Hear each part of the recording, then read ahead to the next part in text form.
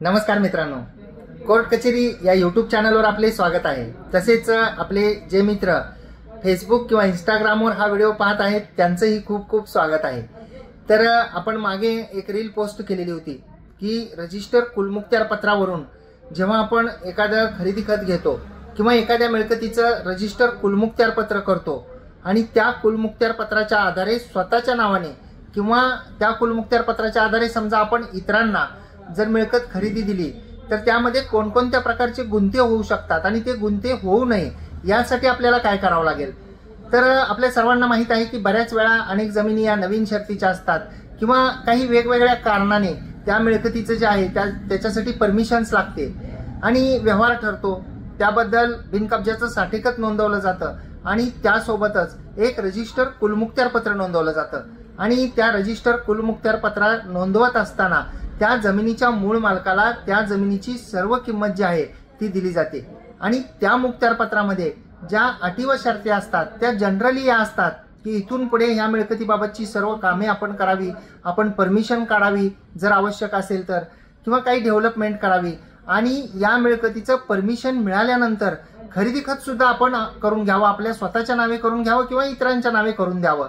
आणि जेव्हा हे रजिस्टर कुलमुक्त्यार पत्र नोंदवलं जातं त्या मिळकतीची सगळी किंमत ही त्या रजिस्टर कुलमुक्त्यार पत्र नोंदवतानाच त्या मूळ मालकाला दिली जाते आणि आपण निश्चिंत होऊन जातो की आपल्याला जे आहे ते आता सर्व अधिकार मिळालेले आहेत आणि आता मूळ मालकाला परत कधीच बोलवण्याची आवश्यकता नाही, त्याचं सगळं काम संपलेलं आहे त्या मूळ मालकाचं।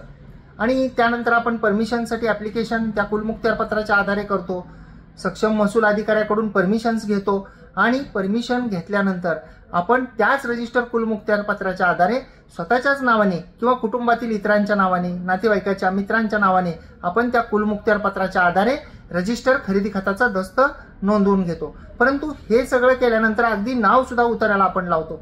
हे सगळं करत असताना एक गोष्ट मिसिंग होते, ती गोष्ट म्हणजे आपण जे मुक्त्यार पत्र घेता त्या मुक्त्यार पत्रामध्ये सगळा मजकूर असतो, म्हणजे सर्व प्रकारची कामं करणं हा मजकूर असतो, खरेदी खत नोंदवून घेण्याचा मजकूर असतो, पूर्ण सगळ्या गोष्टी असतात। परंतु त्याच्यामध्ये जो व्यवहार असतो तो रजिस्टर मुक्त्यार पत्र करत असताना तर तो व्यवहार हा अर्धवट असतो, कारण त्यावेळी त्या रजिस्टर मुक्त्यार पत्रामध्ये तर रकमेचं देणं घेणं लिहिता येत नाही आणि रकमेचं देणं घेणं झालं याची आपण कुठंच लेखी नोंद ठेवत नाही। त्यामुळं आपण फक्त पैसे देतो आणि ते दिलेले पैशाची नोंद कुठंही न ठेवता आपण रजिस्टर कुलमुक्त्यार पत्र लिहून घेतलं आणि पैसे दिले म्हणजे आपलं काम संपलं असं समजतो। परंतु त्या मुक्त्यार पत्रामध्ये मुक्त्यार पत्राच्या आधारे जेव्हा खरेदी दस्त दिला जातो त्यावेळी खरेदी खत करताना आपल्याला त्या जमिनीची किंमत खरेदी खतामध्ये नमूद करावी लागणार, त्या मिळकतीचं खरेदी खत नोंदवताना त्या किमतीवर आपल्याला शासनाला स्टॅम्प द्यावा लागणार आणि हे देत असताना जो व्यक्ती खरेदी घेतोय त्या व्यक्तीनं खरेदी देणाऱ्याला ती रक्कम दिली असा मजकूर सुद्धा त्याच्यात नमूद करावा लागणार। जर ते स्वतःच्याच नावाने घेतला असेल तर तिथं मूळ मालकाचा संबंध येणार नाही। आपण रजिस्टर मुक्त्यार पत्राच्या आधारे इतरांना दिलेला असेल तर तिथंही मूळ मालकाचा संबंध येणार नाही आणि त्या रजिस्टर कुलमुक्त्यार पत्राच्या दस्तामध्ये तर त्या खरेदी रकमेचं नेमकं काय करायचं याचा कुठंच उल्लेख नसतो।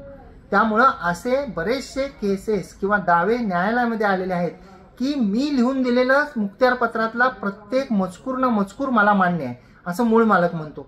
हो, मी रजिस्टर साठेखत लिहून दिलंय, मी साठेखतामध्ये लिहिलेली रक्कम स्वीकारली आहे, जी जमिनीची किंमत ठरलेली आहे त्याच्यापैकी मी साठेखतापोटीची रक्कम स्वीकारली आहे आणि मी मुक्त्यार पत्र लिहून दिलंय, पण जी राहिलेली किंमत आहे त्या व्यवहारातली ठरलेली तर ती राहिलेली किंमत जी आहे ती मला मिळालेली नाही असं तो मूळ मालक म्हणू शकतो। म्हणजे केवळ मुक्त्यार पत्र लिहून घेणं आणि कोणताही दस्त करून न घेता आपण जर त्या मूळ मालकाला पैसे दिले तर मूळ मालक परत पैसे मागण्याचा धोका जो आहे तो निर्माण होऊ शकतो। यासाठी आपल्याला काय करावं लागेल तर जर का आपण रजिस्टर कुलमुक्त्यार पत्राच्या दिवशीच जर आपण त्या मिळकतीची सर्व किंमत त्या मूळ मालकाला देणार असाल तर त्याबाबत आपण स्वतंत्र असा लिखित स्वरूपामध्ये दस्त करून घ्या, तो दस्त नोटराईज करून घ्या किंवा काही रक्कम आपण देणे लागत असाल अजून त्यांची तर ती देणे लागतो असा सुद्धा व्यवहार करून लिखित स्वरूपात दस्त करून घ्या, ती कधी द्यायची आहे ते लिहून घ्या। आणि जेव्हा एखादा व्यवहार होतो त्या व्यवहारामध्ये पार्टली जो व्यवहार आहे तो रेकॉर्डवर समजा आला आणि पार्टली जो व्यवहार आहे तो अर्धवट राहिला, तर त्या अर्धवट राहिलेल्या व्यवहाराचा आपण रकमेच्या स्वरूपामध्ये पैसे देऊन तो व्यवहार पूर्ण केला याबाबतचा दुसरा कंटिन्युअस जो आहे तो डॉक्युमेंट बनवून घ्या, कागद बनवून घ्या, म्हणजे तो व्यवहार पूर्ण होईल. नाही तर आपण रक्कम देऊन सुद्धा ती रक्कम जर कागदावर नाही आली तर तो व्यवहार अपूर्ण आहे असं समजलं जाईल आणि त्या अर्धवट व्यवहाराच्या आधारे मूळ मालक किंवा त्यांचे वारस जे आहेत ते पुन्हा नवीन रकमेचा क्लेम सुद्धा करू शकतील.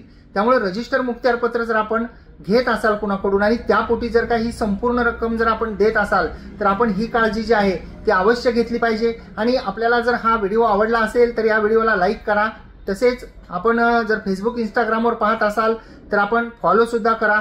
आपण वेगवेगळ्या विषयावरचे रील्स आणि व्हिडिओ बनवत असतो. बाजूचे बेल आयकॉनचे बटन दाबा, म्हणजे आपण जे दररोज रील्स आणि व्हिडिओ पोस्ट करत असतो तर त्याचे नोटिफिकेशन्स जे आहेत ते आपल्याला येत राहतील. आणि ही माहिती जी आहे ती इतरांपर्यंत पोहोचण्यासाठी या व्हिडिओला शेअर सुद्धा करा. खूप खूप धन्यवाद.